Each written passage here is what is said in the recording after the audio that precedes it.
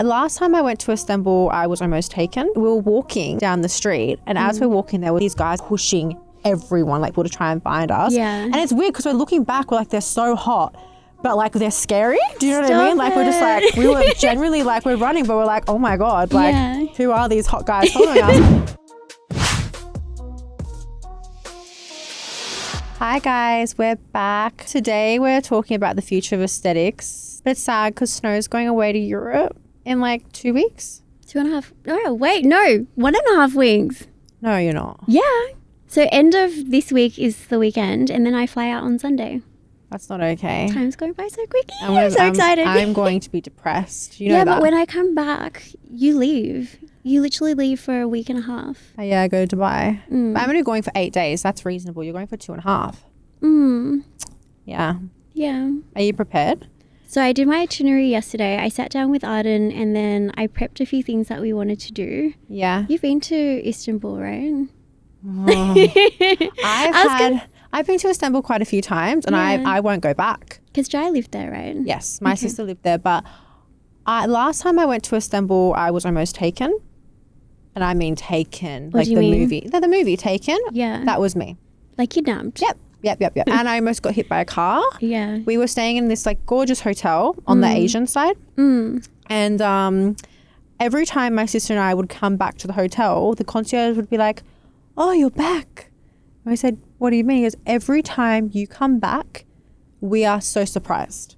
I'm like, what do you mean? Like, because it's so dangerous, this country. The fact that you two are walking around here, and you're coming back is bizarre. Yeah. Every time you leave, we're never seeing them again. Yeah. And I'm thinking, that's wild. They're joking. Like, they're joking. And it was like our second last day. We were getting blow dries in the city. And it was like 10:30 at night. We're like, yeah, beautiful, fresh. Like, we felt good. We're leaving because in Istanbul, they don't go by time in the taxis. They go by kilometre. So if the traffic's really bad and it takes 45 minutes for like a very short distance, they won't take you. So we got denied like 6 times and it was like 10:30 at night. Anyway, we can't speak Turkish. Only like certain things like mutfak means kitchen. Like you can't really use that word. But anyway, and then we were walking down the street and as we're walking, there was these 2 like 7 foot, like hot, like gorgeous. Like this is like they should be on Vogue or something, but like just gorgeous, like 365 type of vibe, you know what I mean? But Turkish. Anyway, we're walking past them, we're just trying to get an Uber, or a taxi. And then they clocked us and we thought, oh, whatever, they're just having a look, we just got our hair done, we're looking good, whatever. Of course, have a stare. But then they started walking, like they got off their Vespers and started walking and they were big. And we're like, oh. So we kept walking and then they followed us a little bit too long. So then we crossed the road to test to see if they were following us. They crossed. We crossed again. They crossed. We did zigzags. Yeah. They were crossing and they were tall. Anyway, and then my sister started to panic and she's like, let's run. So we started like picking up the pace. They started picking up the pace. And then she said to me, let's run down this alleyway. Stop it. Not down the dark alleyway. Yeah, but there's hundreds of thousands of people in the main street, but she wanted to run down the alleyway. And I just said to her, I was like, you must be stupid. And then I grabbed her, like, just walk. And then I saw this big intersection and there was, when the intersections, it all stops. So everyone just stops and then anyone can walk in any direction. It's like one of those, like a square, like in the city. Anyway, I said to my sister, as soon as it goes green, run. Like crawl and drop because they won't see us. We're short. So we went green, we're crawling, we're running, and I see a taxi like at the end of like at the front of the line. I said run. She ran, she like jumped in the taxi, like we're crying. These guys are pushing everyone, like pushing people to try and find us. And it's weird because we're looking back, we're like they're so hot. But like they're scary. Do you know what I mean? Like we're just like, we were generally like we're running, but we're like, oh my God, like who are these hot guys following us? But like, if they were scary looking, it would be worse. So it wasn't that bad. At least they were hot. Yeah. And then we get in the car, we're crying, like telling him, like we're pointing at the guys and they see us. They start running at the taxi. Anyway, the guy's like, put your seatbelt on. And my sister and I like, we're holding hands like this and we're driving past and they're looking at us, like pushing people out of the way. And we're like, we're bawling our eyes out. And we got to the hotel 45 minutes later. We didn't speak the whole cab ride. We were holding each other's hands like this. We didn't speak the whole entire time. Yeah. And we get there and the concierge is like, you're back.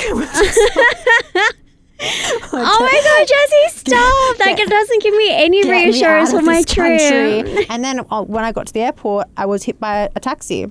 Oh my God. Yeah, but he hit my back. Yeah, I almost died.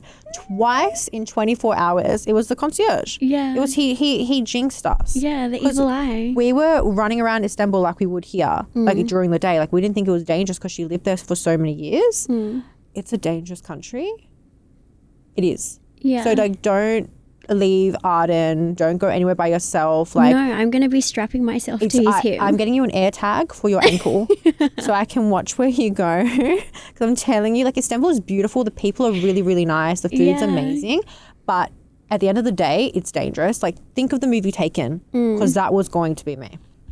Like, or like, you know. Yeah, because I was literally going to ask you, is it worthwhile going to the Asian side of Istanbul? Or should It's beautiful. It's like it's like a really wealthy. Levant's nice. Neshantashi is nice. You'll love it.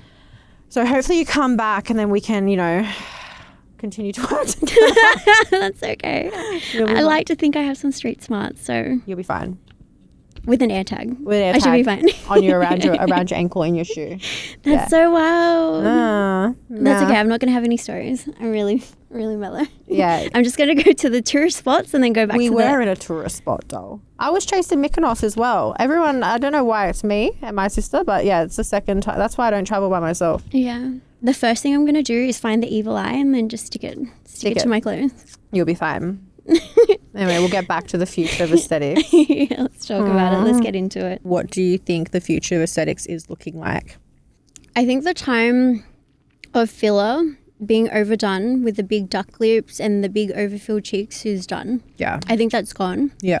I think like the Molly May look back before now she's like incredible. She's gorgeous. Whoever did that to her should be like arrested. Yeah. So I think the future now, or like now in general, it's more about looking more fresh, more skin, more collagen inducing. Yeah. Just glowy, healthy skin. I agree. I think people are now understanding that volume treatments, wrinkle treatments, it's important, but it's like a layer. Like you need to focus on every part of the face, which is the skin. Like focusing on biostimulating products or like Rejuven, PRP, facials, you know, like you brush your teeth every day. I go to my dentist every 4 months for a clean. I know that's probably excessive for some. Why are you laughing? No, I only go twice a year. Well, that's gross. What do you mean? Yuck. You only go one more time than I do. Yeah.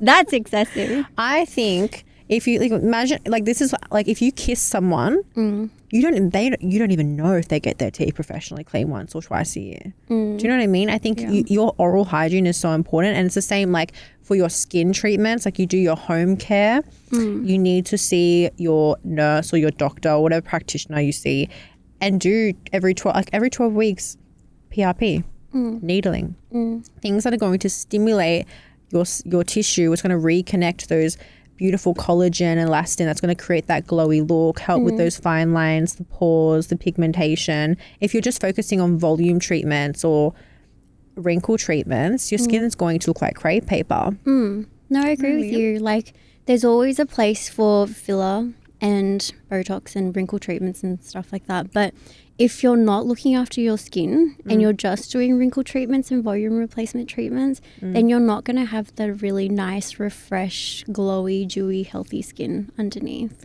I think another great point about the future of aesthetics is how technology is really stepping up in our society at the moment. So in our practice, we use ultrasound and how we are using ultrasound guided techniques. Yeah. So I think that's really going to become a norm in the future.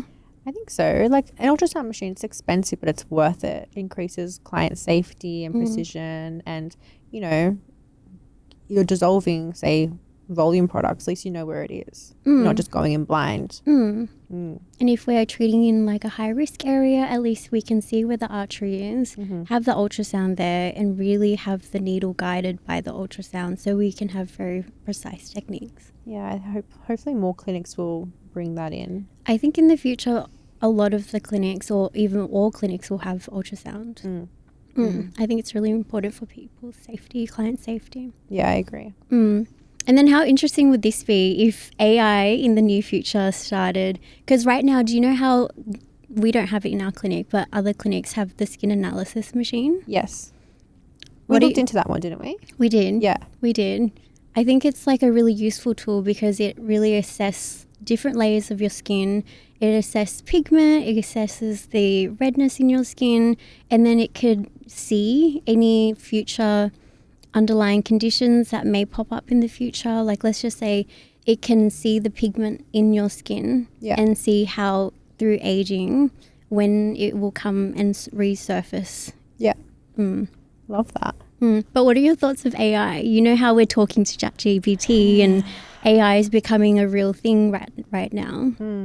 What are your thoughts about AI coming into like aesthetics? I think they'll work it in some way. I love ChatGPT. I talk to her every day.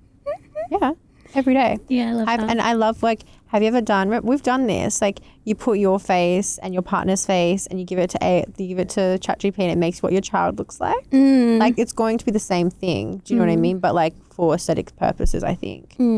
I love it. Obviously, it's not accurate like completely. But yeah, it'd be fun if they had some sort of AI tool. Do you know what I mean? Because I can see AI really assessing your face and then maybe predicting future like skin conditions and then maybe even coming up with like treatment plans as well. Yeah. For like how your skin ages. I feel like people are so obsessed with being symmetrical. Like, haven't you seen that? And like people come in like, this face, like this side of my face. I'm like, calm down. We're not supposed to be 100% symmetrical. Yeah, but have you seen it? Have you done it where you split your face in the middle and you flip weird. it? I look like an alien. Yeah. Yeah. And I have girls, and I've done that to clients like this. Like I said to them, "What's your preferred side?" And then I'll flip it. I'll put it on like layout, or whatever, and I'll flip it for them. And they look, and I'm like, your asymmetry gives you your attractiveness, you know? And there's only like a very small number of people that are completely symmetrical and are beautiful.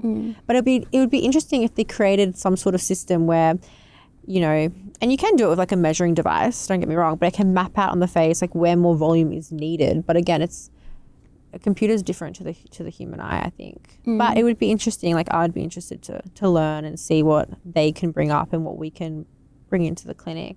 Just to help practice, your practice. I think it's really exciting, the future of aesthetics. I wonder if that will happen soon. Or like when we're like, 10 years older and just a bit crusty.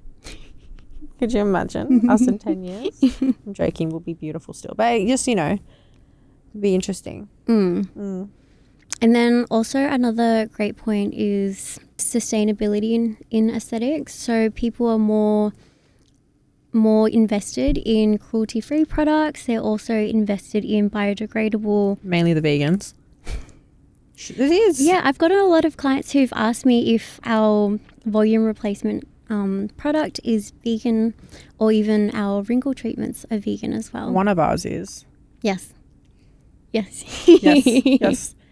But I don't think anything's really truly like they have to test on animals at one point, which is sad. Think about it. In order to comply with, like, because we're injecting a product into another person's tissue, right? Yeah. So I think to comply with TGA standards, it needs to be tested on animals. I don't want to think about it. Neither do I. Like injecting Botox in a bunny. Unless you want to age gracefully, then... I don't. But I don't want to know about it. I don't want to hear about it. I don't want to know. I can't. I remember like in Legally Blonde when Bruise's mum was like, I know, being that was not. I was not okay. Then they had to get her the mum out of, what was it, like an animal testing unit for like skincare. Yeah, for the makeup. Yeah. Imagine injecting an animal with filler or wrinkle treatments. I just couldn't. Anyway. But yeah, I feel like people nowadays are more aware of like how things impact on like the economy or the environment, and so people are more like becoming more aware and choosing better choices for the environment. Yeah. Mainly the vegans. I swear no one has said anything like this to me other than a vegan. It's true. Yeah, but I'm vegan, but I never asked. Like, I mean, I do vegetarian. You're a naughty vegan. I'm a naughty vegan. Oh, and I have leather shoes. Yeah, you also have... Do you have leather seats in your car? No. Okay. Do you have a leather couch? No. But Yeah. Did you have anything else to add in terms of the future of aesthetics? No, I just think it's naturals in, skin is in, overfilled is out. Yeah. Agreed. Collagen, elastin, dewy skin, glowing Facials, skin, medical grade skincare. SPF. Yeah. It's all in. So at the end of every episode, we like to wrap it up with one of your questions. So the first question is, and I'll ask you, Snow, what is your favorite skincare treatment in clinic as an injectable? So my favorite treatment at the moment must be the combination of skin boosters and polynucleotides. Ooh. So I like to do polynucleotides, like obviously all over the face, but especially under the eyes. Yeah. And then the skin boosters from the Vital range, I really like doing it around the corneal lines, especially around the one that radiates from the crow's feet and the one near your smile lines. Oh, she sounds amazing. Chef's kiss, because you get the most glowy skin and it really helps with those fine lines that you get when you're smiling. You know, I plan to inject my entire body, like everywhere, neck, legs, feet, toes. Yeah, one day. Because if you're looking after your face, why not the skin on your body? Everywhere. We'll do it. Every month we'll do one limb. Okay. So a leg, a foot. I swear, that's how much I love it. You watch me age. It's not going to happen. The next question is for you, Jessi. If you had all the money in the world,